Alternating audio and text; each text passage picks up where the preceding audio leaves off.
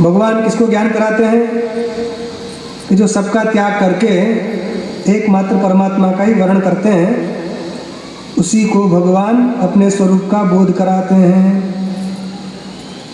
एक राजा थे, कहीं परदेश गए, वापस लौटते समय उन्होंने घोषणा कर अपने एक पत्र भेजा अपनी रानियों को, कई रानियां थी उनकी, कह दिया कि जिसको जो चीज़ चाहिए वो लिख कर दे दे, मैं जब आऊँगा सब लेकर आऊँगा।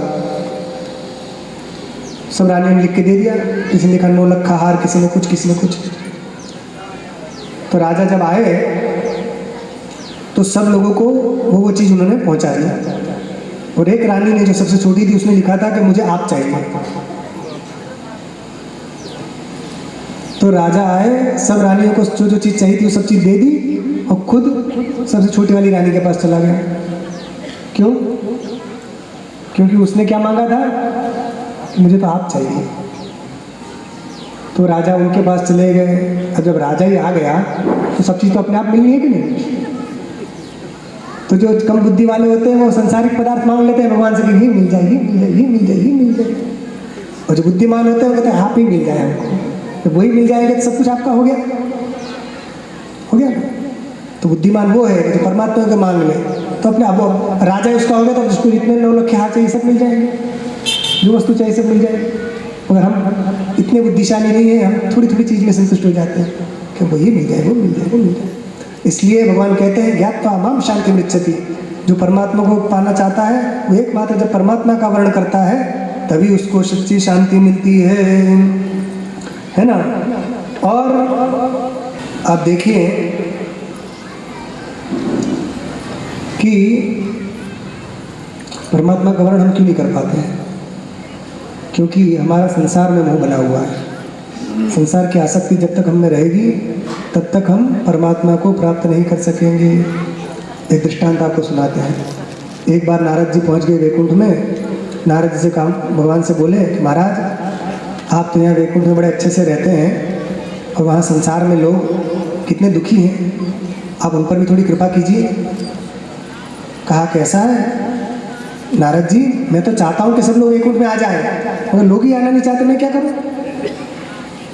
नारद जी बोले क्या बात करते हैं महाराज, कौन ऐसा व्यक्ति होगा जो वैकुंठ में आना नहीं चाहेगा? तो कहा ठीक है जिनको आना हो ले आओ। नारद जी बोले ठीक है हम जाते हैं। नारद जी आए पृथ्वी पर वीणा बजाते हुए, नारायण नारायण श्रीमन नारायण नारायण नारायण। नारायण का गुणगान करते हुए नारद जी पधारे और आकर देखा किसको ले चले वैकुंठ। एक सेठ जी थे, भगवान का पूजन पाठ कर रहे थे। उन्होंने सोचा कि ये अच्छे धर्मात्मा है। उनसे कहा सेठ जी आपको भगवान ने याद किया है। बड़े प्रसन्न हो गए, मुझे भगवान ने याद किया है, वाह, बड़े प्रसन्न हो गए। तो क्या आप क्या करना है? कुछ नहीं, अब चलिए। कहाँ? वैकुंठ। ओह मेरे ओह भाग्य, वैकुंठ चलना पड़ेगा। ठीक ठीक मैं आऊँगा। फिर वापस कब आएंगे? कितने दिन के लिए वैकुंठ जाना है? 1 दिन, 2 दिन, सप्ताह? अरे वैकुंठ में हमेशा हमेशा के लिए जाना है, 1-2 दिन के लिए थोड़ी जाते हैं। तो वापस नहीं आना होगा? नहीं। अरे और इतना ही नहीं है, शरीर भी छोड़ के जाना पड़ेगा, इस शरीर से नहीं जाएंगे। मतलब मरना पड़ेगा? हाँ मरना पड़ेगा। शरीर के साथ वैकुंठ में नहीं जाते, शरीर छोड़ना पड़ता है फिर वैकुंठ में जाते हैं, दूसरा शरीर मिलेगा।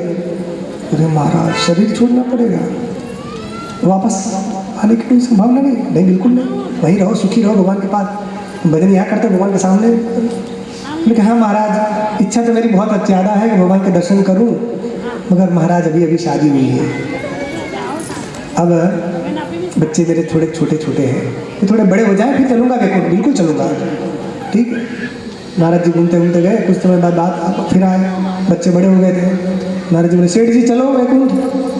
महाराज मेरी बिल्कुल इच्छा है, मैं बिल्कुल आना चाहता हूँ, मगर बेटे जो है अभी जो है कॉलेज में आए हैं, अभी थोड़े अपने पैरों पर खड़े हो जाएं फिर चलूँगा, क्योंकि काम धंधा लग जाए। ठीक।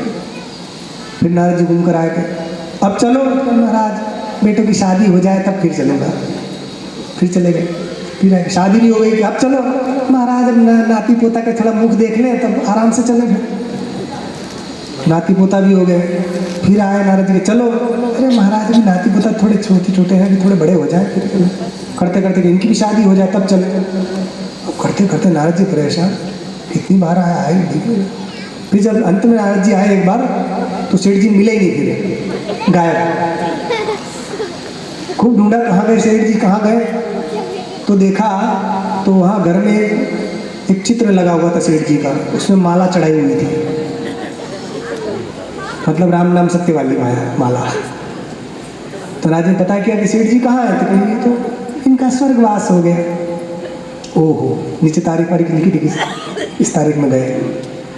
नारद जी का, अरे तो बड़े धर्मात्मा थे, वैकुंठ गए होंगे। तो आँख बंद करके देखने लगे वैकुंठ में कहाँ पहुँचे। आँख बंद करके देखा तो वैकुंठ कहीं नहीं गए थे, वो उसी घर के आगे कुत्ता भौंक रहा था। तो देखा तो सेठ जी उसी में दिखाई दिए, तो कुत्ता बन गए सेठ जी। तो नारद जी को बड़ा आश्चर्य हो गया, बड़ा धर्मात्मा था, कुत्ता कैसे बन गया। तो जाकर उसके पास गए और कहा कि सुनो सेठ जी, तो क्या कुत्ता भौंकता है, भौंकने लगा, कि आप इस योनि में कैसे पड़ गए। क्या बताया महाराज, गहना कर्मणो गति, कर्म किया मुझे कुछ ऐसे जाना पड़ा। तो नारद जी ने कहा कि देखो चिंता मत करो, तुमने भगवान का भजन किया है इसलिए मैं तुमको वैकुंठ ले चलूंगा, अभी भी समय, चलो मेरे साथ, इस कुत्ते का शरीर छोड़ो, अभी मैं एक चांस और तुमको दे दो, चलो। तो कुत्ता बन गया, फिर भी क्या कहता है कि महाराज बिल्कुल आने की इच्छा है मेरी, मगर नहीं आना मुझे भी। क्यों महाराज, ये बेटे जो है हमारे, ये बड़े नालायक हैं। क्यों कि ये बाहर जाते हैं, व्यवसाय आदि करते हैं, कुछ देर रात तक आते हैं, कई बार दरवाज़ा खुला छोड़ के चले जाते हैं।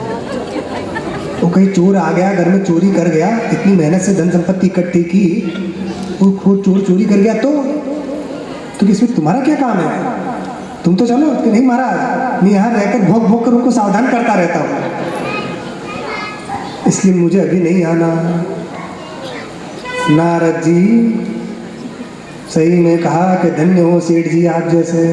और वैकुंठ में पहुंचे, नारायण से कहा प्रभु आप सही कह रहे थे, लोग कहते तो हैं कि हम ये करेंगे वो करेंगे वो करेंगे, जब करने की बात आती है ना, तो ये माया, तो ये माया ने ऐसा पकड़ रखा है कि हम जानकर भी इसको नहीं छोड़ पा रहे हैं, संसार को नहीं छोड़ पा रहे, इसलिए परमात्मा से प्रेम नहीं होता है। जानकर भी व्यक्ति अनजाना बन जाता है। इसलिए गीता का ज्ञान क्यों नहीं होता, गीता सुनने के बाद भी सबको ज्ञान हो जाना चाहिए, मगर नहीं होता है, क्योंकि हम सुनकर भी अनसुना कर देते हैं।